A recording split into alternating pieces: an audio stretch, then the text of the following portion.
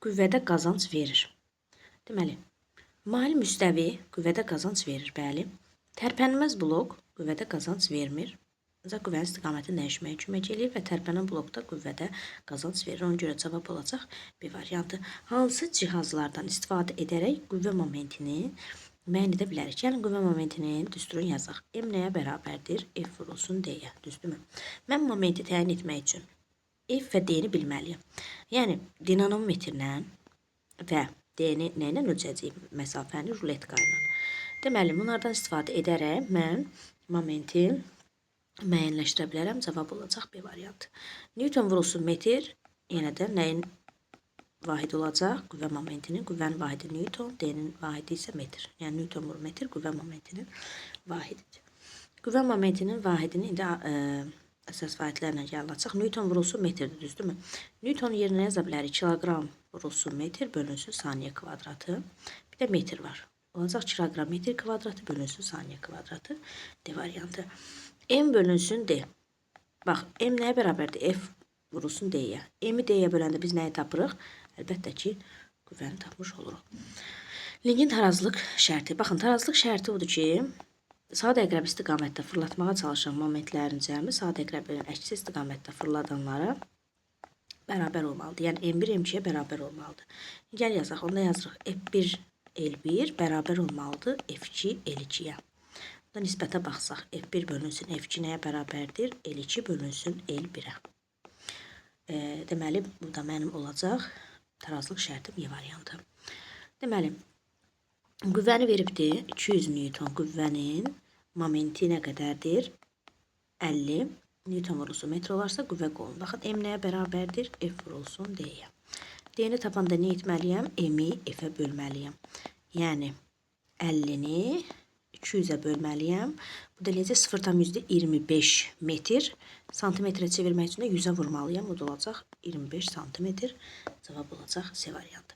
Tarazlıq vəziyyətindən çıxarılmış cismə təsir edən qüvvələrin əvəzləyicisi onu tarazlıq vəziyyətinə qaytarırsa, əlbəttə ki, dayanıqlıq tarazlıq halındadır. Qaytarmırsa, dayanıqsız tarazlıq halındadır. Hündürlüyü verib, hündürlüyü 3 metr, uzunluğu 6 metr olan mail müstəqin qüvvədən istifa qazanc verir. Qazancı gəlin K ilə işarə eləyək. K nəyə bərabərdir? Deməli, L bölünsün H-a. Yəni, 6 bölünsün 3 mənə nəyi verəcək? 2-ni. Deməli, qüvvədə 2 dəfə qazanc əldə edəcək. Mail müstəqi qüvvədən istifa qazanc verir yenə. L bölünsün H-dan. L nə qədərdir? 130-dur. H nə qədərdir? 50-dir. Baxın, bu mənim L-imdir, bu da H-ımdır. Bu da mənə 2,6-nı verəcək. Deməli, qüvvədə 2,6 dəfə qazanc əldə etmiş olacaq. Sonra baxaq 11-ə. Paralelipiped şaqili vəziyyətdə yerləşdirilmişdir. Dördbucaqlı şəkilli məftil hansı nöqtəyə bağlanmalıdır ki, paralelipiped dayanıqlılığı daha az olsun? Baxın, potensial enerji nə olmalıdır? Minimum olmalıdır ki, cisim dayanıqlı tarazlıq vəziyyətində olsun. Mənə deyir ki, amma dayanıqlılığı daha az olsun. Dayanıqlılığın daha az olması üçün potensial enerji maksimum olmalıdır. Bu da hansı nöqtəyə uyğun gəlir? 5-in görürsünüz ki, yerdən məsafəsi daha böyük olduğuna görə cavab D variantı olacaq. Baxaq 12-yə. Mail müstəvi işdən istəfə qazanc verir. Əlbəttə, işdə qazanc yoxdur. Heç bir sadə mexanizm işdə qazanc vermir. O nöqtəsi ətrafında sərbəst dönə bilən çubuğa təsir edən qüvvələrin hansının o nöqtəsinə görə momenti sıfırdır? Momentin sıfır olması üçün, momentin sıfır olması üçün qüvvənin uzantısı o mərkəzdən, o nöqtəsindən dayaqdan keçməlidir. Yəni, qüvvənin qolu da sıfıra bərabər olmalıdır. Baxaq. Baxın, bir də uzantı, gördünüz, o nöqtəsindən keçdi. Ona görə momenti olacaq sıfır. Gəl digərlərinə baxaq. F2-yə baxsaq, yox. İndi F3-ün uzatsaq, görürsünüz ki, o dayaq nöqtəsindən keçir. Ona görə də onun da momenti sıfır olacaq. Yəni, 1 və 3. Cavab olacaq A variantı. Modulca bərabər qüvvələrin o nöqtəsinə nəzərən qüvvə momentlərinin modul arasında hansı münasibət düzgündür? Baxın, birinci gəlin F2-yə baxaq. F2-yə baxdıq, gördük ki, o nöqtəsindən keçdi, dayaq nöqtəsindən keçdi. Ona görə avtomatik tez yazırıq ki, onun momenti nəyə bərabər oldu? Sıfıra bərabər oldu. Gəlin tez çıxdaşlar eləyək. M2 sıfır olanları saxlayırıq, qalanlarını atırıq. İndi gəl baxaq. F1-in qüvvə qolu bax bu qədərdir. Bura bir D1 deyək. Amma F3 tapmaq üçün proyeksiya ayıraq. Gəlin 2 dənə üfüqi şaqili proyeksiya. Bura Fx desək, bura Fy deyəcəyik. Baxın, Fx neyinir? Uzantısı gəldi O nöqtəsindən keçdi. Ona görə bizə moment vermir. Biz Fy ilə işləyəcəyik. Yəni F sinus alfa ilə. F sinus alfa ilə. Onun da qolu baxın bu qədərdir. Yəni burada gəlin elə D deyək. İkisinin də qolu eynidir də. Gəl D deyək. Amma burada bir sinus alfa var. Görürsünüz? Bu sinus alfaya nəyəsə vuranda sinus alfanın qiyməti birdən kiçik olaraq ona görə də deməli bizim qiyməti, ümumi qiyməti kiçildəcək. Ona görə də M1, M2, M3-dən böyük olacaq. M2 isə 0-a bərabər olacaq. Yəni cavab olacaq A variantı. İndi 15. Baxaq. Deyir ki, o nöqtəsindən keçən ox ətrafında sərbəst fırlana bilən çubuğa təzədən qüvvələrin qolları arasında hansı münasibət üstündür? Qüvvələrin hamısı da bir-birinə bərabərdir. Baxaq birinci F2-yə. Görürsünüz, uzantısı O-dan keçdi. Deməli, D2 avtomatik 0-a bərabərdir. Gəlin çıxdaş eləyək tez. Deməli, indi baxaq digərinə. Deməli, F1-in uzantısı, baxın, daha doğrusu qüvvə qolu bu qədərdir. Bura bir D deyək. Görürsünüz, bütün hamısı. Çubuğun hamısı 10-cu qoludur. Amma F2 tapanda yenə proyeksiya ayıracaq. Bax, bura bir Fx desək, bura bir Fy desək, Fx'in uzantısı O-dan keçdiyinə görə mənə moment verməyəcək. Avtomatik ilə onu silim. Fy də nəyə bərabərdir?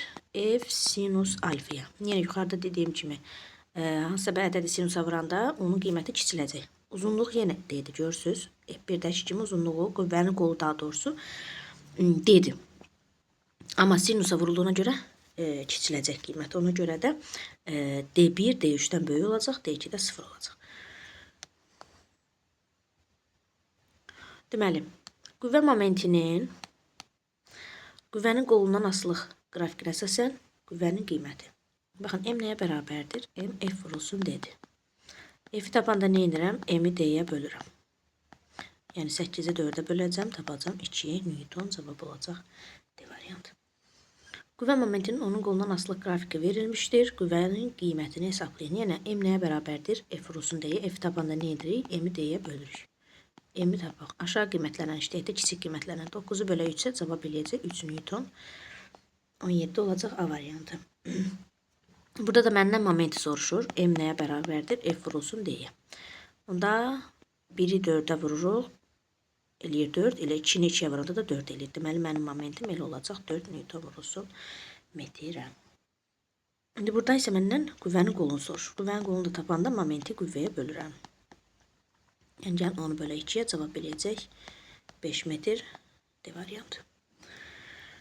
Deməli, 20.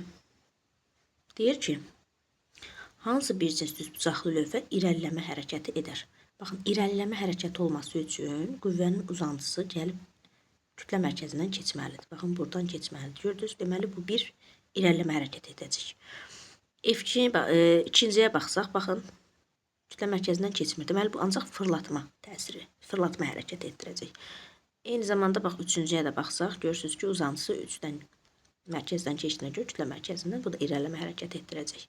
Yəni, irəliləmə hərəkət olması üçün mütləq qüvvənin uzantısı kütlə mərkəzindən keçməlidir. Ona görə cavabım olacaq 1 və 3 C variantı.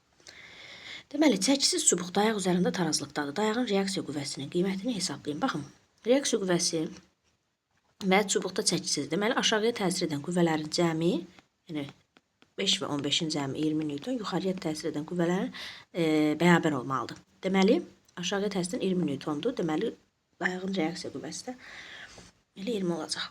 Eyni qaydada buradakı kimi yenə məndən çəkisiz ipdən asılmış tarazlıqda olan lincin çəkisini. Bu dəfə mənim lincim artıq